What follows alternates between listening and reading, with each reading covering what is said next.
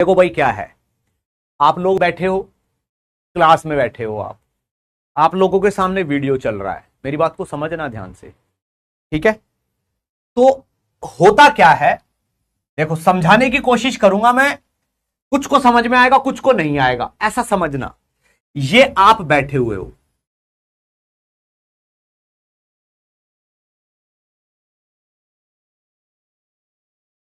या बैठे हुए हो आराम से अपना ये करके, आपके सामने ये मोबाइल चल रहा है, यूं आपकी चल रही है क्लास, मान लो ऐसे बैठे हुए हो, ये आपके हाथ है, हाथ पे हाथ बांध के ऐसे बैठे हुए हो और यूं देख रहे हो, आप ऐसे कर रहे हो, है ना, ऐसे करके वीडियो देख रहे हो। तो पता है क्या है, आपकी किस्मत, क्या बोलते हैं, किस्मत, आपकी किस्मत, आपका फ्यूचर आपके सर पे ना मंडरा रहा है, ऐसे मंडराता है, ऐसे मंडरा रहा है आपके सर पे, चारों तरफ आपका फ्यूचर, आपकी किस्मत ना ऐसे मंडरा रही है, यूं आपका क्या होने वाला है वो इसी वक्त आपके चारों तरफ घूम रहा है, ठीक है ना। तो जिन लोगों को जीवन में धक्के खाने हैं, जिन लोगों को जीवन में धक्के खाने हैं, जिनको उनकी किस्मत ने, उनके फ्यूचर ने डिसाइड कर रखा कि इसको तो धक्के खिलवाऊंगा मैं, तो उसको यहां बैठ के अलग अलग आइडिया आएंगे। इसका नाम पूछ लेता हूं, ठीक है ना। XYZ तुम्हारा नाम क्या है, तुम्हारी हाइट कितनी है, अरे तुम्हारी पढ़ाई कैसी चल रही है, क्योंकि इसकी किस्मत और इसका फ्यूचर इस पे मंडरा रहे हैं, ये इसको धक्के खिलवाने हैं उन्हें। तो इनको ऐसे ऐसे इसके दिमाग में ऐसे ही आइडिया डालेंगे वो, क्योंकि फ्यूचर है ना भाई, वो तो खराब है, फ्यूचर है वो तो खराब है ना, उसमें तो धक्के खाने हैं। तो यहां पे करेंगे और बैठ के क्या करेंगे, और भी कुछ नहीं तो टीचर को कंपेयर कर लेंगे, अरे यार उन्होंने तो ऐसे पढ़ाया था, इन्होंने वैसे पढ़ा दिया है। भाई ये किस्मत आपके सर पे मंडरा रही है, चारों तरफ देखो ऐसे, किस्मत यही घूम रही है, आपके पास बराबर में बैठी है आपकी किस्मत, आपका फ्यूचर आपके साथ बैठा हुआ है। समझ में आया?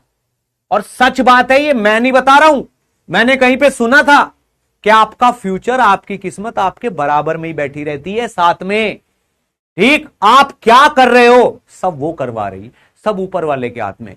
तो अगर तुम लोग पढ़ नहीं रहे हो ना, तो तुम ये मत सोचो तुम्हारी गलती है, अरे तुम्हें धक्के खाने हैं भाई, तुम्हें रोड पे धक्के खाने हैं इसलिए ऐसे कर रहे हो, तुम्हारी गलती नहीं। तुम तो आराम से चैट करो खूब, जिसका नाम पूछना है उसका नाम पूछो, जिसकी उम्र पूछनी है उसकी एज पूछो, वो कहां पढ़ रहा है उससे ये पूछो, क्योंकि भाई तुम बने हो धक्के खाने को।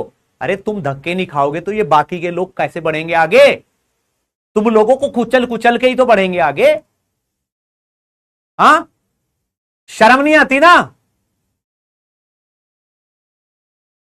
शर्म नहीं आती, 4 महीने भी नहीं बचे हैं और बकवास कर रहे हो बैठ के, मां बाप का पैसा कैसे बहा रहे हो, तुमको शर्म नहीं आनी चाहिए तुम लोगों को।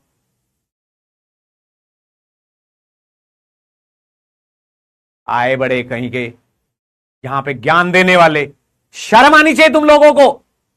यहां पे मैं पढ़ाने की कोशिश कर रहा हूं, मैं अलग अलग तरीके से समझा रहा हूं, तुम लोगों की अपनी बकवास चल रही है? तुम लोगों को पता भी है मैं यहां खड़ा होकर क्या सोचता हूं। मैंने कहा ये जो लिख रहा है ना चैट में, ये ऐसे ऐसे ऐसे ऐसे कि सान्या तुम्हारा नाम क्या है, और नेहा तुम्हारी एज कितनी है, और तुम्हारी पढ़ाई कैसी चल रही है, मैंने कहा इसको खाने हैं धक्के, ठीक है ना। ये चाटेगा अपने सीनियर के तलवे, ये उसकी कुसामद कर करके ही तुम्हारी जिंदगी कटेगी, ऐसे लोगों की रिक्वेस्ट कर करके अपनी मर्जी की जिंदगी कभी जी नहीं पाओगे तुम लोग, समझ रहे हो। अगर ये एटीट्यूड रहा तो सारी लाइफ अपने सीनियर की, अपने यार दोस्तों की कुसामदों में ही कट जाएगी, अगर ये एटीट्यूड रहा तो पढ़ने का। ये बात याद रख लो, आपकी किस्मत और आपका फ्यूचर आपके साथ बैठा हुआ है, वही करा रहा है जो करा रहा है। अगर अच्छे काम करोगे तो अच्छी जगह ले जाएगा, बुरे काम करोगे तो बुरी जगह ले जाएगा, दोनों बिल्कुल साथ चल रहे हैं। भाई अच्छा समय बुरा समय ये फ्यूचर में ही तो है, ये फ्यूचर अकेला थोड़ी है, इसमें अच्छा और बुरा दोनों है। ठीक, जो करोगे ना वही हो जाएगा, ऐसे ही हो जाओगे।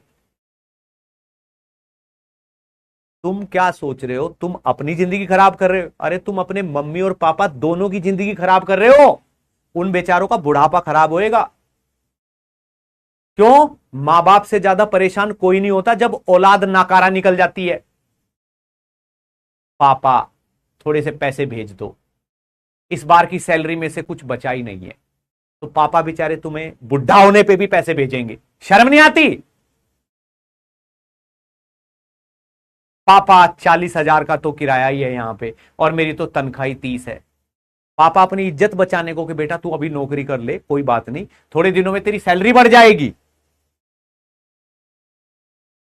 तुम्हें पता है दिल्ली एनसीआर में किराया कितना है फ्लैटों का? 40, 50, 60, 70 हजार में नॉर्मल फ्लैट आते हैं। चार चार जने रहते हैं एक साथ, ताकि 10, 10, 15, 15 हजार उनके एक एक के हिस्से में आए और अपनी जिंदगी कट जाए उनकी।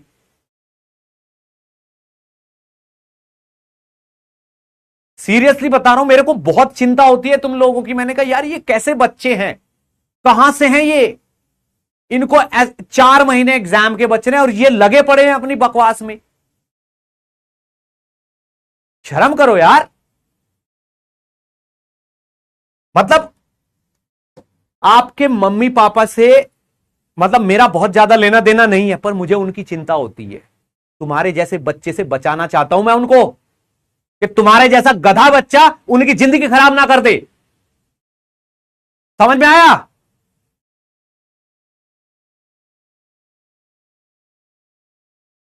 लगे पड़े हो बकवास करने में। तुम्हें क्या लग रहा है मेरा कुछ बिगड़ जाएगा इससे?